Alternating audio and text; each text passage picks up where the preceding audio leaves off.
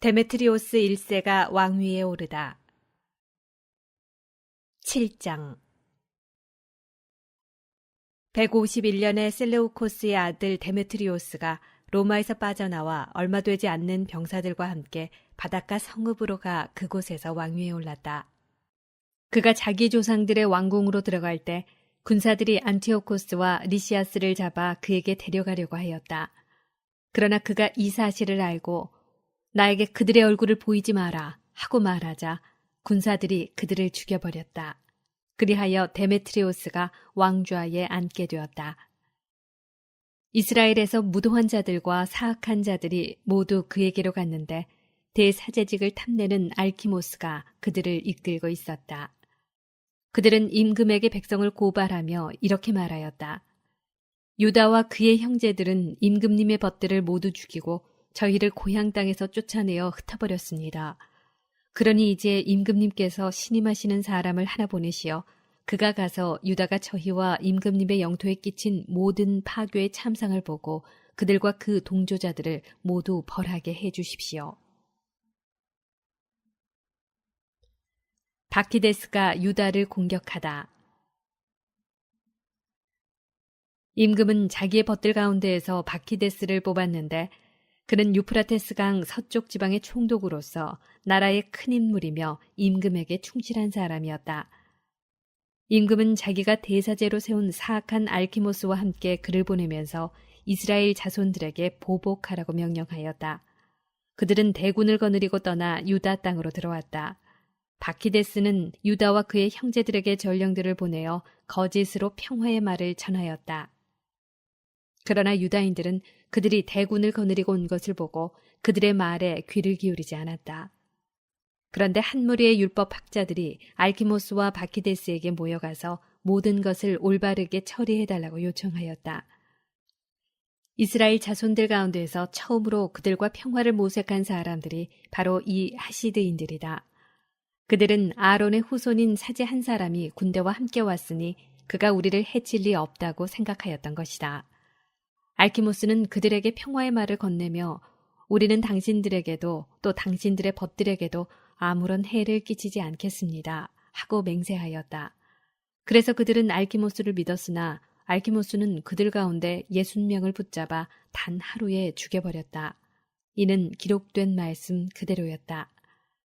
당신께 충실한 이들의 살과 피가 예루살렘 주변에 쏟아졌어도 그들을 묻어줄 사람이 아무도 없습니다.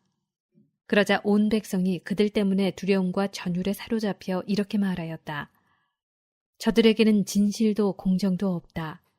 저들은 자기들이 한 협약과 서약까지 어겼다. 바키데스는 예루살렘을 떠나 벳자잇에 진을 쳤다.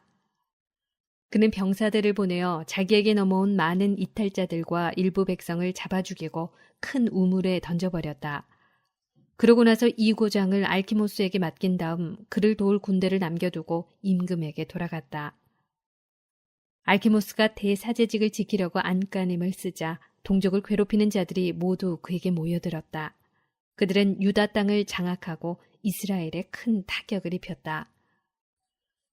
유다는 알키모스와 그의 일당이 이스라엘 자손들에게 저지르는 온갖 악행을 보았다. 그것은 이민족들이 저지른 것보다 더 심하였다. 그래서 유다는 온 유다 영토를 두루 다니면서 이탈자들에게 보복하고 그들이 이 지방을 돌아다니지 못하게 하였다. 알키모스는 유다와 그의 군사들이 점점 강해지는 것을 보고 그들에게 맞설 수 없음을 깨달았다. 그래서 그는 임금에게 가서 그들을 두고 악에 찬 고발을 하였다. 니카노르가 유다 땅으로 파견되다. 임금은 자기의 훌륭한 장수들 가운데 하나인 니카노르를 보내며 이스라엘 백성을 멸망시켜버리라고 명령하였다. 니카노르는 이스라엘을 미워하고 싫어하는 자였다. 그리하여 그는 대군을 이끌고 예루살렘으로 들어가 유다와 그의 형제들에게 거짓으로 평화의 말을 전하였다. 우리 싸우지 맙시다. 나는 당신들과 평화롭게 만나기 위하여 병사 몇 명만 데리고 가겠습니다.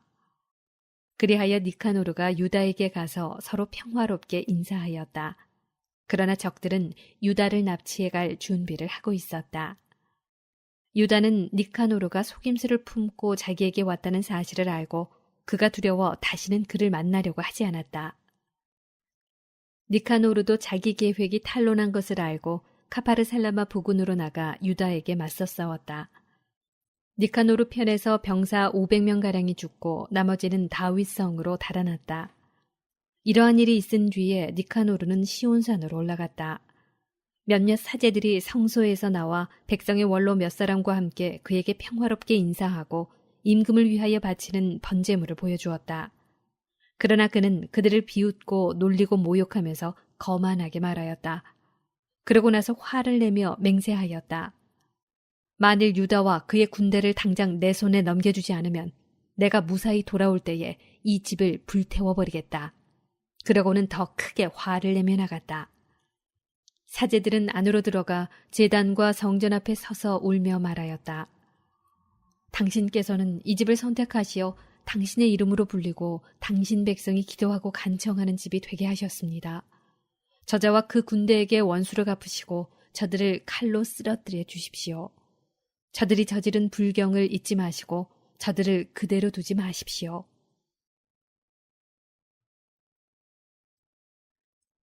유다인들이 니카노르를 무찌르다. 니카노르가 예루살렘에서 나와 벳호론에 진을 치자 시리아 군대가 그와 합류하였다. 유다도 병사 3,000명과 함께 하다사에 진을 쳤다. 그러고 나서 이렇게 기도하였다. 임금이 보낸 자들이 불경을 저질렀을 때 당신의 천사가 나와서 그들 가운데 18만 5천 명을 쳐 죽였습니다. 오늘도 저희 앞에서 저 군대를 치시어 니카노르가 당신 성소를 두고 악한 말을 하였음을 살아남은 자들이 알게 하시고 그의 악행에 따라 그를 심판하여 주십시오. 아다르 달 열 사흔날에 양쪽 군대가 맞서 싸웠는데 니카노르의 군대가 패배하고 니카노르 자신은 그 전투에서 가장 먼저 쓰러졌다. 니카노르가 쓰러진 것을 본 그의 군대는 무기를 내던지고 달아났다. 유다인들은 신호나팔을 불며 그들을 뒤쫓아 하다사에서 가자라에 이르기까지 하룻길을 추격하였다. 게다가 주변의 모든 유다 마을에서 사람들이 나와 그들을 막았으므로 그들은 다시 유다의 군대 쪽으로 돌아설 수밖에 없었다. 그래서 그들은 모두 칼에 맞아 쓰러져 아무도 살아남지 못하였다. 유다의 군대는 전리품과 노획물을 거둔 다음 니카노르의 머리와 거만하게 내졌던 그의 오른손을 잘라가지고 돌아와서 예루살렘 성 밖에 걸어놓았다.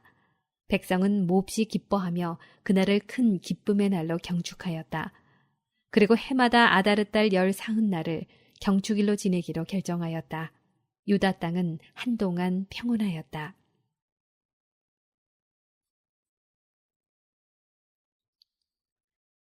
로마인들에 관한 찬사 8장. 유다는 로마인들의 명성을 들었다. 그들은 대단히 강력하면서도 저희 편에 서는 이들은 누구에게나 호의를 베풀고 저희에게 다가오는 이들은 누구와도 우호 관계를 맺는다는 것이었다. 그들은 정말 대단히 강하다는 것이었다.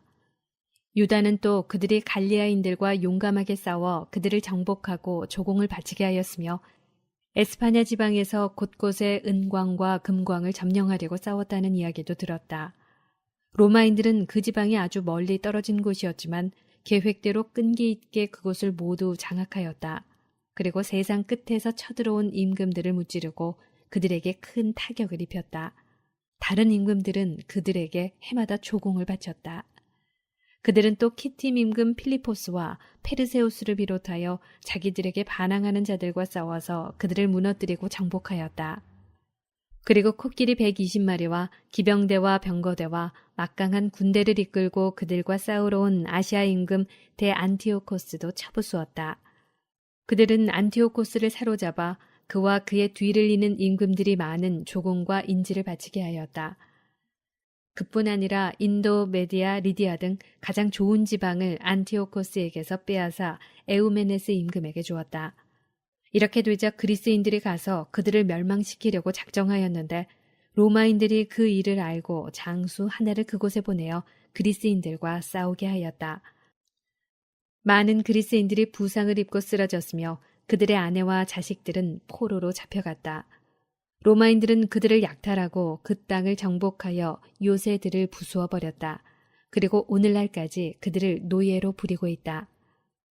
로마인들은 자기들에게 대항하는 그 밖의 나라와 섬들도 모두 멸망시키고 그 주민들을 노예로 만들었다.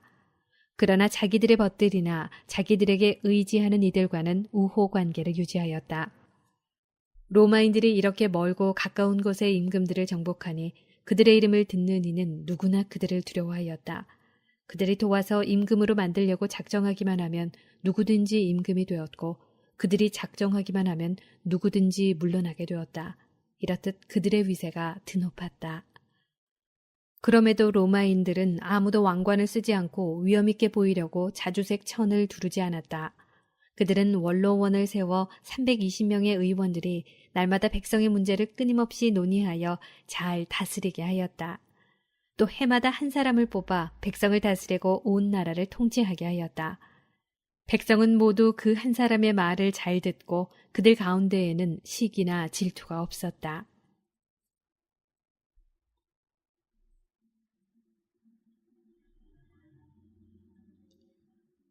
유다인들이 로마와 우호 동맹을 맺다.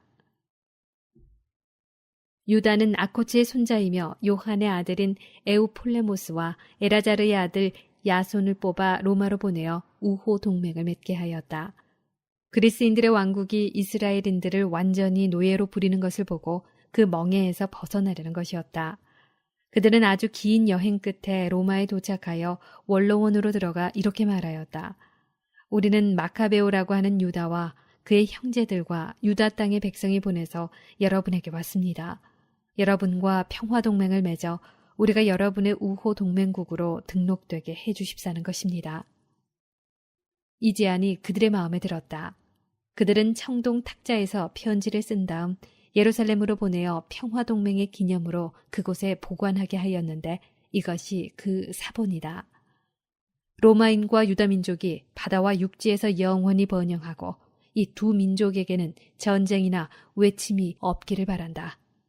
로마나 로마인들이 지배하는 동맹국 가운데 어느 나라에서든 먼저 전쟁이 일어날 경우 유다민족은 제때에 마음을 다하여 참전해야 하고 로마의 결정에 따라 적에게 곡식과 무기와 돈과 선박을 제공하거나 보급해서는 안 된다.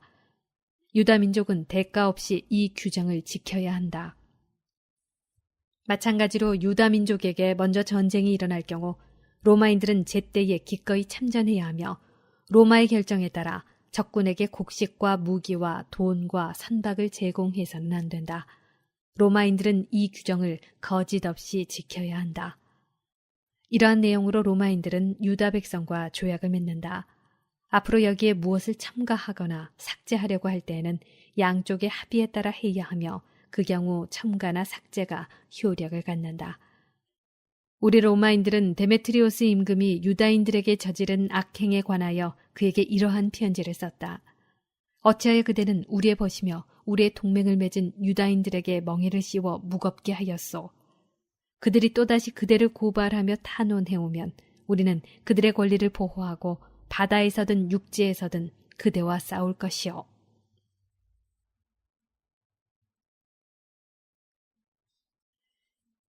유다 마카베오가 베렛에서 전사하다. 9장. 데메트리오스는 니카노르와 그의 군사들이 전장에서 쓰러졌다는 보고를 받고 우익군과 더불어 바키데스와 알키모스를 다시 유다 땅으로 보냈다. 그들은 길갈로 가는 길로 행군하여 아르벨라의 메살롯을 향하여 진을 치고 그곳을 점령하여 많은 사람을 죽였다.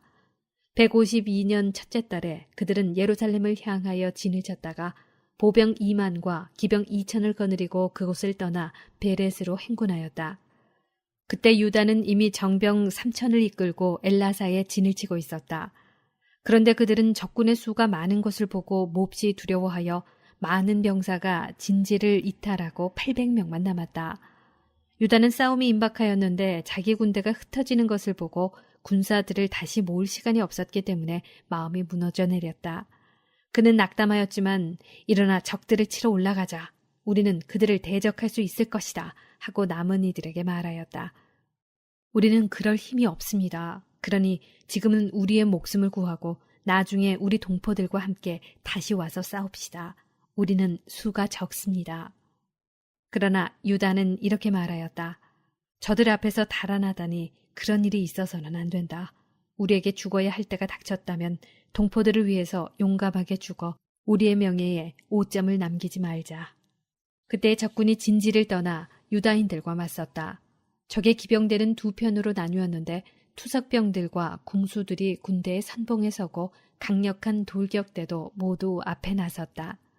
바키데스는 우익군에 있었다. 적의 양 전열이 나팔을 불며 진격해오자 유다의 병사들도 나팔을 불었다. 양쪽 군대에서 터지는 함성으로 땅이 흔들리고 전투는 아침부터 저녁까지 계속되었다. 유다는 바키데스와 그 군대의 주력 부대가 오른쪽에 있는 것을 보고 담력과 용기가 있는 모든 군사와 함께 진격하여 적군의 오른쪽을 무너뜨리고 아스도산까지 그들을 추격하였다. 좌익군은 우익군이 무너진 것을 보고 발길을 돌려 유다와 그의 병사들을 바짝 뒤쫓았다. 싸움이 치열해지는 가운데 여기저기에서 많은 이가 부상을 입고 쓰러졌다. 유다도 쓰러졌다. 그러자 남은 병사들이 달아났다. 요나탄과 시몬은 자기들의 형제 유다의 죽음을 거두어 모데인에 있는 조상들의 무덤에 묻고 그의 죽음을 애도하였다. 온 이스라엘도 크게 통곡하고 여러 날을 슬퍼하며 이렇게 말하였다. 이스라엘을 구한 분이, 그 용맹한 분이 어쩌다 쓰러졌는가. 유다의 나머지 행적과 그가 이끈 전쟁과 그의 용맹, 그리고 그의 위대함에 관한 이야기는 너무 많아 다 기록할 수가 없다. 요나탄이 유다의 후계자가 되다. 유다가 죽은 뒤 온 이스라엘 영토에서는 무도한 자들이 머리를 치켜들고 불의를 일삼는 자들이 모두 일어났다. 더구나 그때에 큰 기근까지 들어 온 지방이 그들에게 넘어가고 말았다. 바키데스는 사악한 자들을 뽑아 온 지방을 다스리게 하였다. 그들이 유다의 벗들을 샅샅이 찾아내어 바키데스에게 끌고 가자 바키데스는 그들에게 보복하고 그들을 웃음거리로 만들었다. 그것은 이스라엘의 예언자가 끊긴 이래 일찍이 없었던 큰 재난이었다. 유다의 벗들이 모두 모여 요나탄에게 말하였다. 당신의 형 유다가 죽은 뒤로는 적들과 바키데스와 우리 민족을 미워하는 자들에게 유다처럼 맞설 만한 사람이 없습니다. 그래서 오늘 우리는 그의 후계자로 당신을 뽑아 우리의 지도자로 삼고 우리의 전쟁을 지휘하게 하였습니다. 그때부터 요나탄은 지휘권을 받아 자기 형 유다의 후계자가 되었다.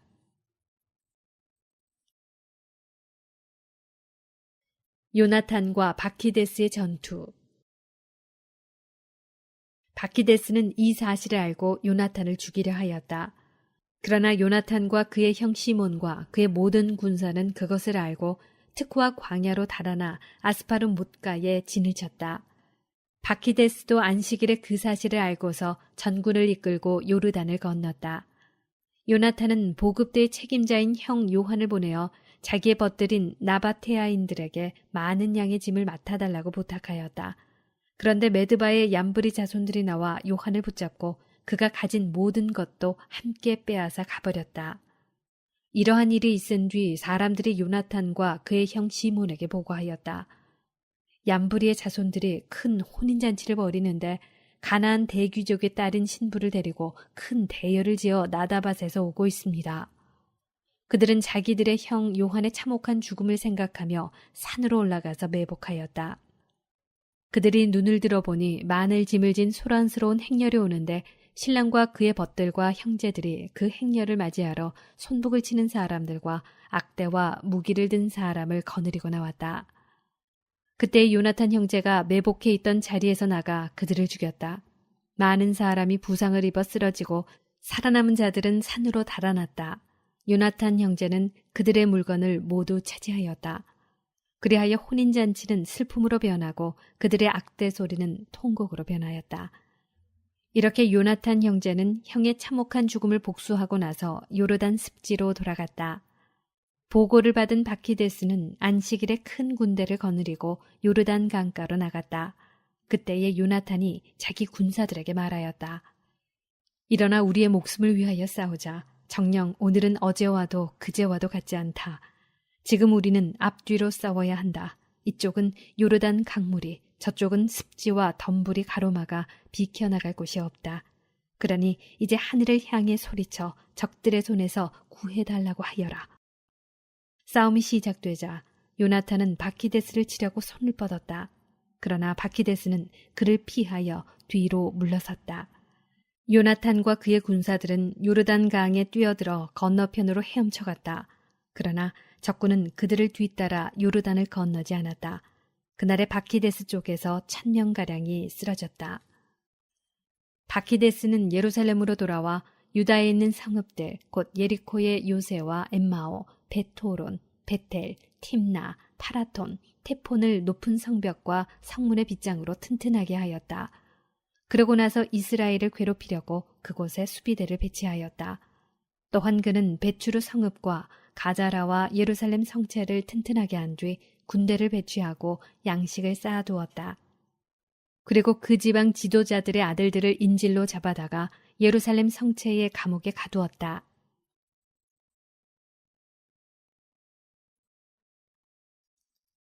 알키모스가 죽다. 153년 둘째 달에 알키모스는 성소 안뜰의 벽을 헐어버리라고 명령하였다. 예언자들의 업적까지 없애버리라는 것이었다. 그리하여 그것을 헐기 시작하였다. 그때 알키모스가 갑자기 쓰러져 작업이 중단되었다.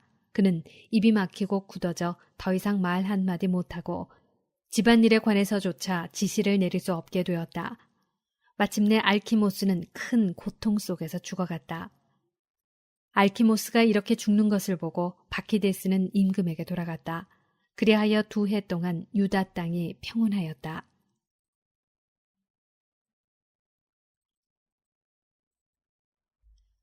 바키데스가 벳바시에서 패배하고 유다를 떠나다.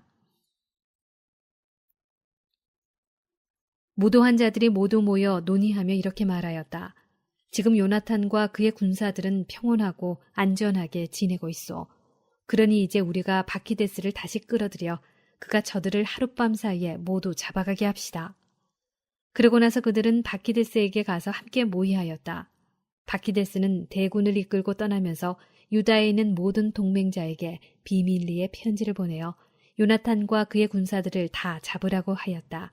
그러나 그들의 음모가 알려져 실패하였다.